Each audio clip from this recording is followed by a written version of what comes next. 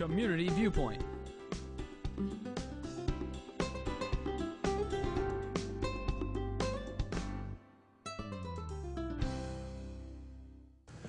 And welcome once again to Community Viewpoint. I'm John Pawlak, your host for this segment.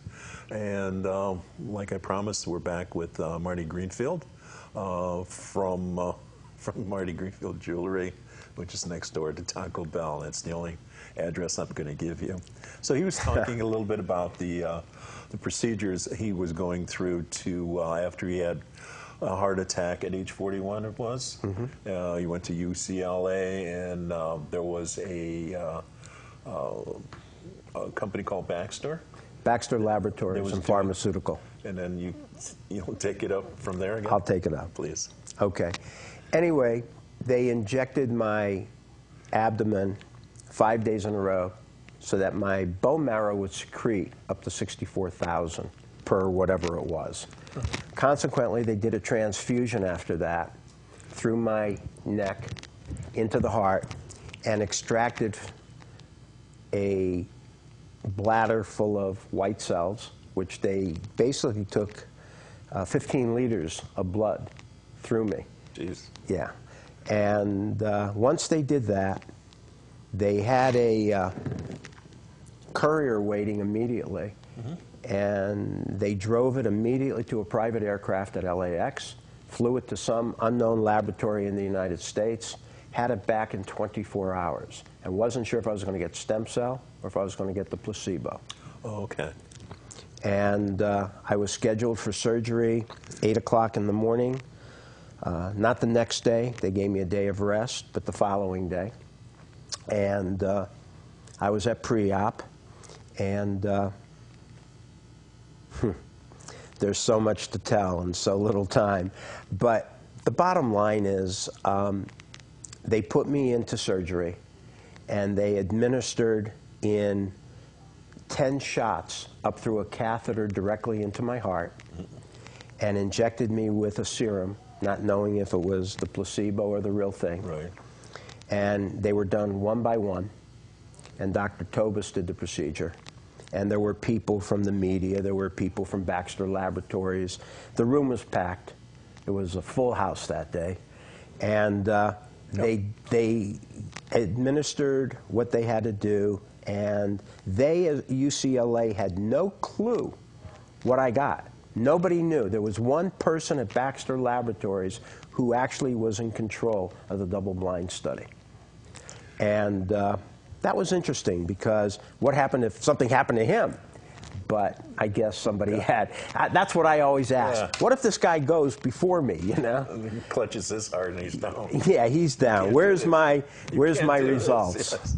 So anyway, after it was done, Baxter Laboratories asked me not to drive anymore to UCLA. They wanted me to fly, make courier, transportation arrangements, even stay at the Tiverton house. You should have known something was up then. Then we should have known, but that was protocol for them, because they were spending $3 million to keep me alive. Yes, okay. And they gave me $1,000 per diem, which I never exceeded ever. I never took advantage of everything, because I always believe what happened to me was my destiny, my reason to be here, because I need to get the word out that there's hope for people as I had hope.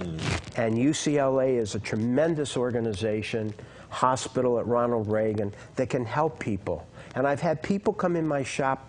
You know, I'm in the Smith Shopping Center next to Taco Bell, as John said, and people have come in. And one patient in particular, not my patient, but theirs, he came, he said, "Marty, they told me I'm dying. What should I do? I read your articles. I saw the international article. I read the national news in the Journal of Medicine about you. What can I do?" I said, "Make an arrangements with Dr. Tobis. Try to get an appointment." He got an appointment with Dr. Tobis. He saw Dr. Tobis. He was dying. There was no hope for this man. He's now back to work on construction in Las Vegas, and every time he stops in the shop, he thanks me 100 times. And I don't want the thanks. It's not about me.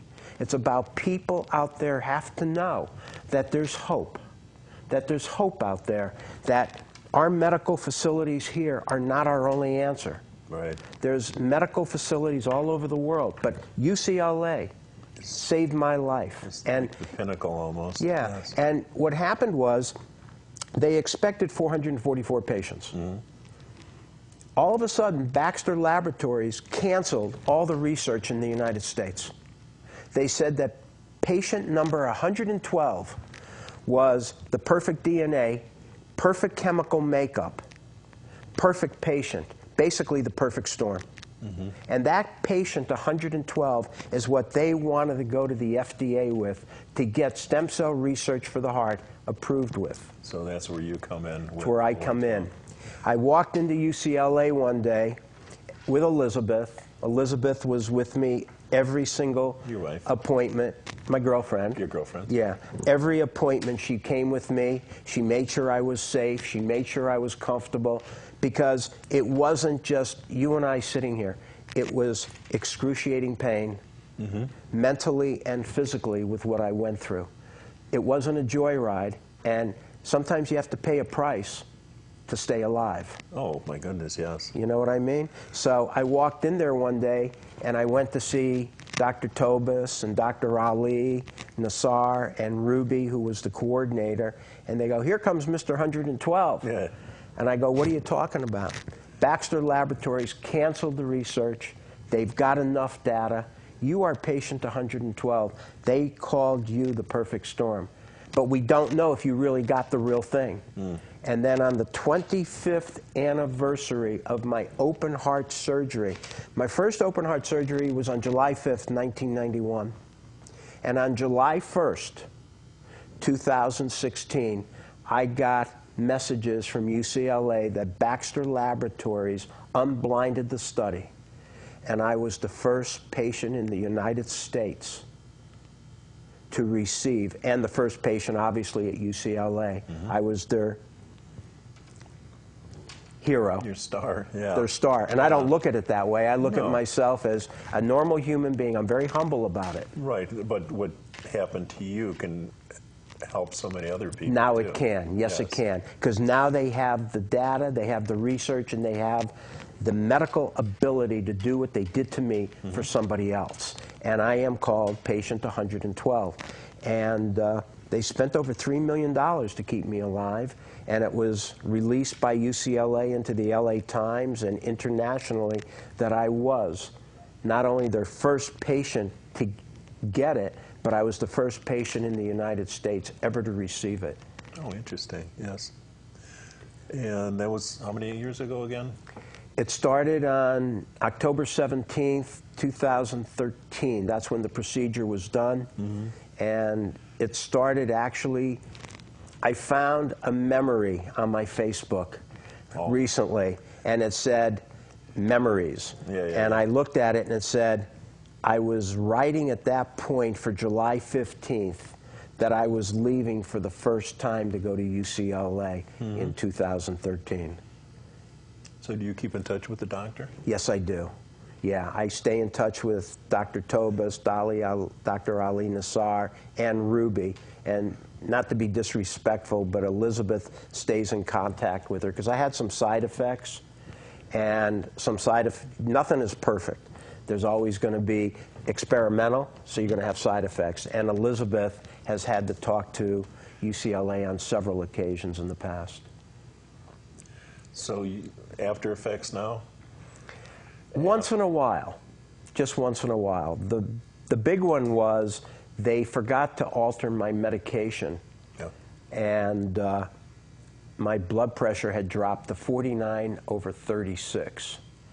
And there was no communication to Elizabeth, like I had a code with her in the beginning, and she didn't hear from me and didn't hear from me, and she came and she found me in a real rough state. Oh, I imagine. And she called UCLA, and they said immediately get him some liquids, get him this, get him that, and take him off this one pill, and then boom, I've been fine ever since.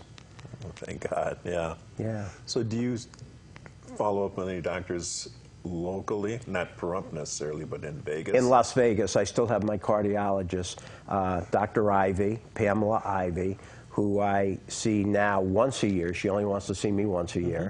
And UCLA has an open door policy with me where if something goes wrong, I can immediately be transported to UCLA. They will care for me and take care of me. Well, that's a great warranty. Yeah, it's somewhat of a warranty, yeah. It's a lifetime warranty. Yeah, that's cool, yeah. Yeah, Dr. Ivy watches me closely, and I have a locally family doctor up here in Pahrump, but the cardiology goes into Vegas, and I go to her, and she does my stress tests and keeps an eye on me. And if anything serious should happen, whether I have to go by flight for life or aircraft or whatever, UCLA immediately will handle the situation and try to find out what's going on.